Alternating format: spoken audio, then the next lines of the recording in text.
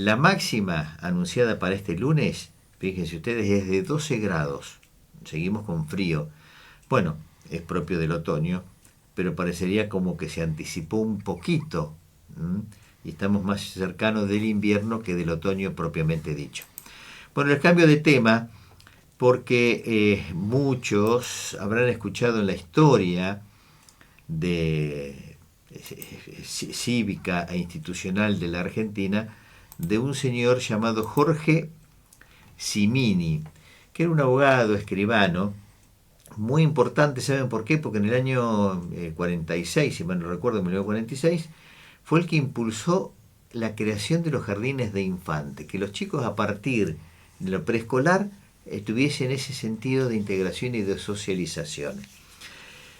Y en el estudio está un nieto de Jorge Simini, que se han cumplido recientemente 60 años de aquella iniciativa, de aquella propuesta que fue impulsando. Guillermo Montorsi, bueno, bienvenido a Cadena 9, un gusto, ¿cómo estás? Bueno, buen día, buen día a todos. Sí, me enteré de que estaban recordando todo lo que era sobre la ley de jardines de infantes o ley Simini, como se conoce. Y bueno, yo soy el nieto mayor de un montón de nietos. Somos más o menos 15, por más o menos. Bien, familia prolífera, bien. Sí, sí, sí. Y bueno, contar un poco la historia de mi abuelo, de lo que yo puedo recordar, porque murió cuando yo tenía 11 años. Y bueno, él fue nació en Campana y se inició en la política muy joven, del Partido Renovador, Radical Renovador, que posteriormente se pasa a lo que fue el primer peronismo, de la juventud peronista, que nada que ver con lo que hoy conocemos, ¿no? Y se recibió de abogado, de escribano. ¿Él la carrera la hace en La Plata o en Buenos Aires? No te acordás. La verdad que no lo sé, no puedo decir. ¿Y cómo él aterriza después en Trenquelauquen? Él cuando se casa con mi abuela, que mi abuela fue nacida en Buenos Aires, los dos descendientes directos de italianos. Claro. De hecho, yo conocí a la mamá de mis dos abuelos, que era la nona por un lado, que era mi... Claro, tu bisabuela conociste. Mi bisabuela, y la abuelita Simini, que le decíamos, que era la abuela de la mamá de mi abuelo, y se casa y se radica para criar a la familia y en Trenquelauquen, y empiezan a tener hijos que tuvieron 4 mujeres y un varón, de los cuales falleció mi mamá, que era la mayor, falleció una tía, y los otros quedan en La Plata. Y una en La Plata y una en Buenos Aires.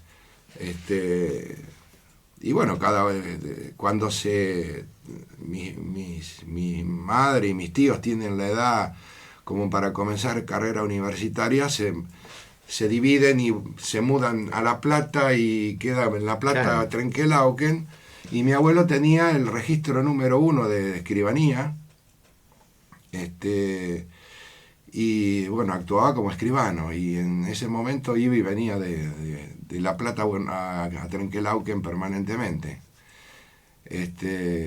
Yo sabía que mi abuelo era importante, pero no tenía la dimensión de que era realmente. Digamos que tomé la dimensión de lo que era cuando se cumplen aniversarios de la ley esta, y dije, la pucha, fue pesado. Tuve la suerte de conocer, porque mi abuelo, digamos, redactó la parte jurídica de la ley, y el maestro Glastein, que tuve la suerte de conocerlo, muy amigo de él, redactó la parte pedagógica. Y cuando se cumplen los 50 años de la ley, hace un montón de años, una inspectora de acá, que no recuerdo el apellido, me dice, es impresionante que hoy se lee la ley, Estamos hablando de hace 15 años atrás, Sí, sí, o sí. un poco más. Hoy se lee la ley y es absolutamente actual.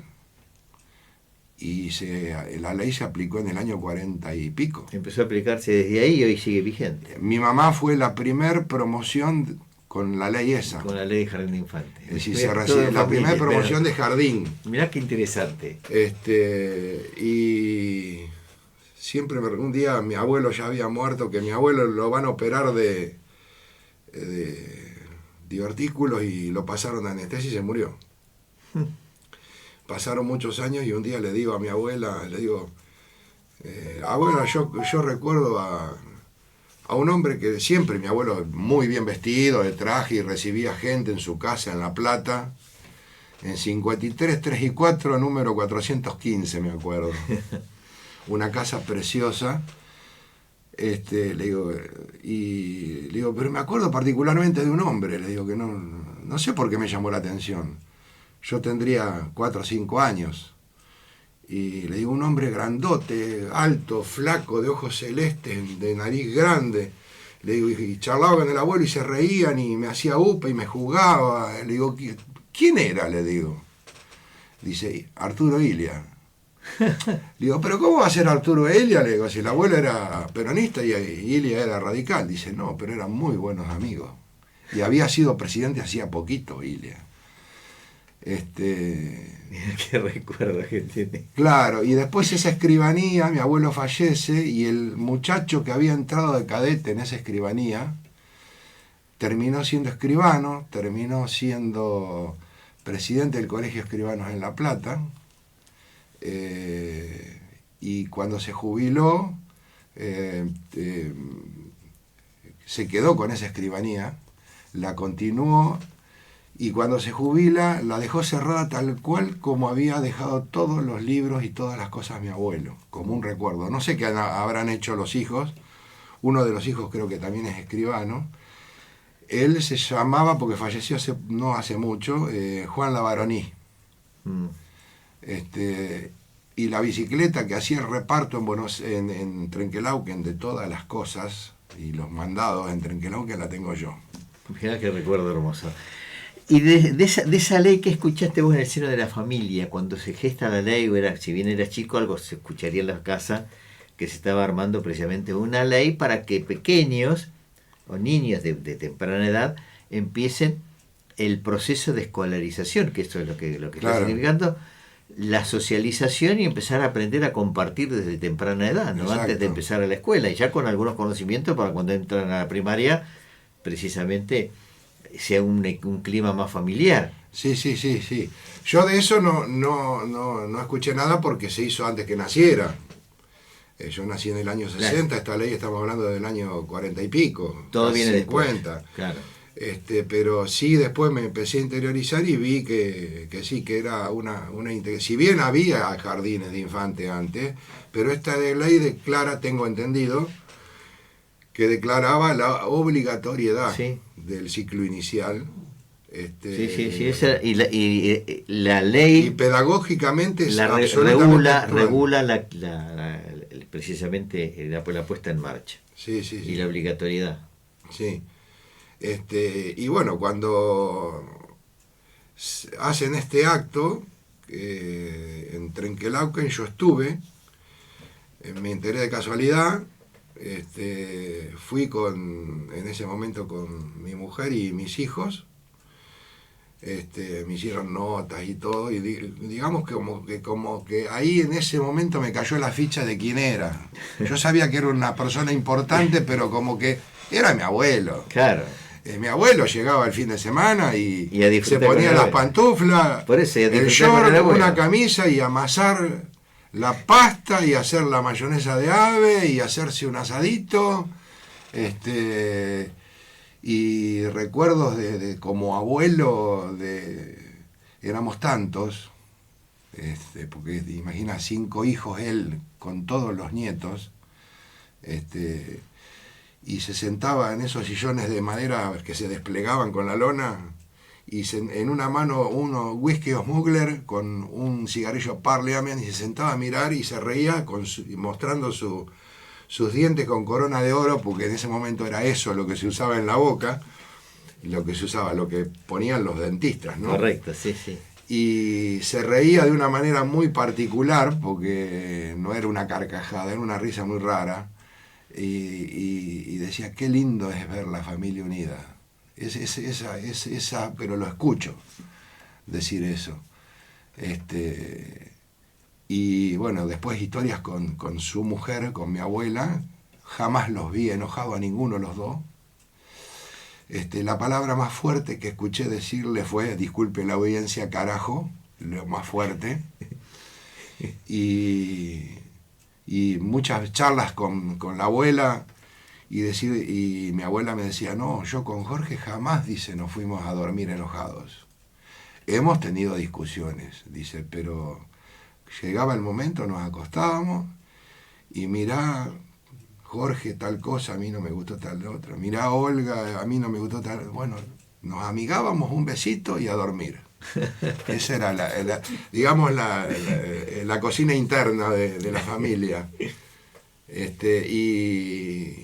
Y bueno, el día que ya no estuvieron ninguno de los dos y se vendió la casa esa, hoy cuando voy a La Plata paso obligado por el frente de esa casa. Y en esa casa había, que lo cambiaron, era una entrada imperial con un vitró arriba de la entrada, se veía un agujerito en uno de los vitrós. Y fue en la Revolución del 55, que en ese momento mi abuelo un par de días se tuvo que escapar a Uruguay por temas políticos, como sigue pasando ahora, y le tiraron un tiro a la casa. Y quedó ese tiro hasta el momento que la vendieron y después empezaron a refaccionar la casa, claro, y ya claro, lo sacaron eso. Bien. Jorge, bueno, queremos agradecerte el gesto de estar hoy en Despertate en Cadena 9 y recordar la estima importante en la legislación argentina y sobre todo que le da vigencia regular a los jardines de infante precisamente en la provincia de Buenos Aires y todo este recuerdo tan cálido que estás teniendo, ¿no? Sí, sí, sí. Así que no, yo, el agradecido soy yo y bueno, realmente uno se siente muy bien por el reconocimiento que fue mi abuelo. Sí, lógico, está muy bien. Así que uno con mucho cariño, mucho amor todo esto. Y bueno, y se describe con todo tu afecto y tu amor en el relato que nos estás diciendo, ¿eh?